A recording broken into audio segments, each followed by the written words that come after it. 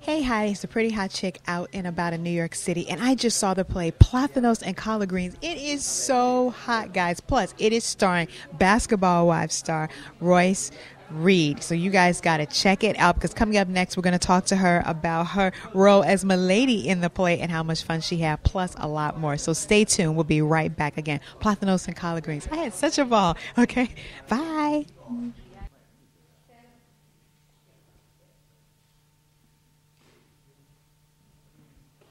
Hello, beauty. Thank you for speaking with us.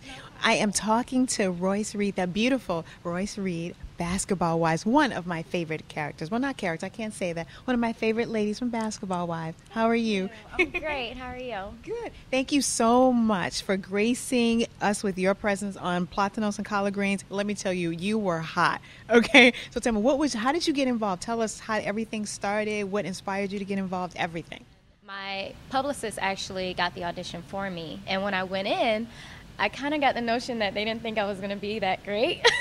So when I auditioned, they were pleasantly surprised, and they offered me the part, and here I am. Now, is this something that you want to kind of get more into, more theater, movies, TV? Tell me, what do you want to get more involved with? Definitely. I've actually been acting since I was 10, and I tell everybody when I saw Janet Jackson or Rhythm Nation tour, I told my parents, I want to be in entertainment. This is what I want to do.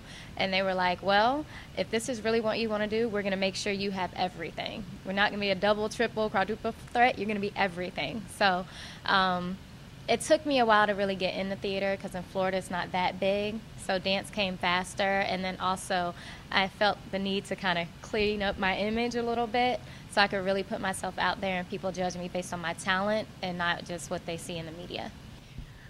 Royce, because so many women have to go through such negative stereotypes because of different things that they've done in their life, and they're trying to either clean up their image or do something a little different or really just make a difference, what advice can you give to women? Because you've had a storyline on the show where people said certain things about you that weren't true. What advice would you give to women that are trying to clean up their image or just do something positive without this negative stigma, if you will, of certain stereotypes? Definitely don't give up. And everybody makes mistakes, and some are larger than others, or some are put on the big screen more than others. But nobody's perfect. Nobody's God. And if you have that much faith in yourself, and if you believe in yourself and you respect yourself, then nobody can tell you that you're going to fail. Perfect. Now, are you excited about the new season of Basketball Wives? Excited? I don't know if that's the word, but it's coming around the corner, and I'm blogging again for VH1, and I'm going to be watching, but a lot of the drama, I have to be honest, I wasn't there for. So when I watched the trailer, I was kind of like, here we go again. So I don't know, maybe anticipating it, but I don't know if I would say excited. So I don't know.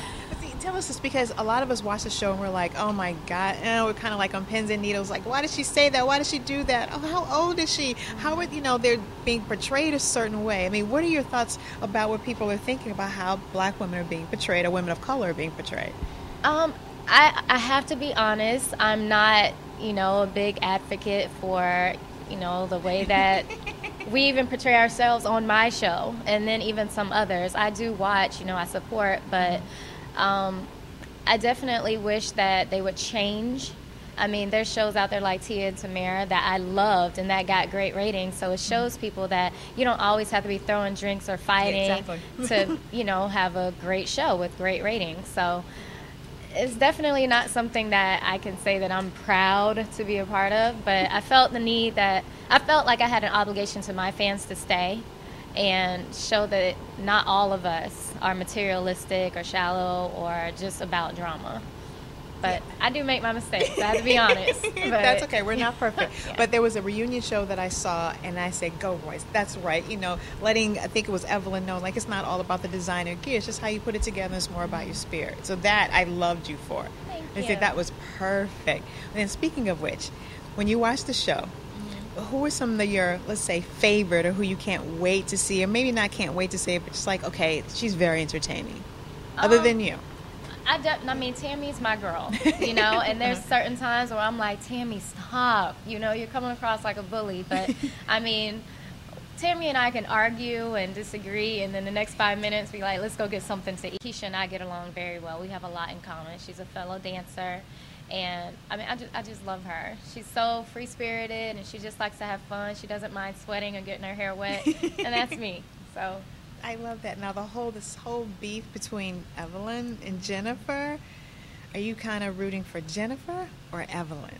I'm not rooting for either one of them. I mean, you know, a lot of people keep asking me if I'm laughing or, oh, you said they were fake friends, and I did say that, but right. I didn't mean it in, like, an evil way, you know, or a mean way. I meant it because I meant it in the way that I never felt that strong bond with them, and just because they've known each other 10 years doesn't constitute them as being best friends.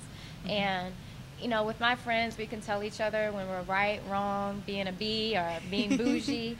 And if your breath stinks, you need some gum, you know, your hair's messed up. That's how me and my friends are. And if we disagree on something, I'm not going to get mad at her for having an opinion. Now, if she put it out there, you know, for everybody to see or hear, you know, I might kind of cringe and be like, why'd you do that? But that's not going to make me be so angry that I'm going to threaten to put all her business on the street. That's just something that we don't do. But that's me and my friends, so I don't know really how they do. No, I get it. And with the whole, I think it was last season with Shaunie, is it safe to say that you guys are not really genuine friends or just kind of just cool? Shaunie and I don't speak. Shaunie and Evelyn both refuse to film with me. I don't refuse to film with them because I know this is what I signed up for, but they refuse to film with me, and that's okay. I mean, who cries over spilled milk? That's true. So I just keep it moving. See, that's how you're supposed to do it. See, that's why you're one of my favorites. Okay. Now, last question. What's your definition of a pretty hot chick? A pretty hot chick is someone who is confident in her own skin, whether it be sneakers or heels, ponytails or hair down, and just, you know, loving themselves. And that's Royce all day. Perfect. Thank you, sweetie.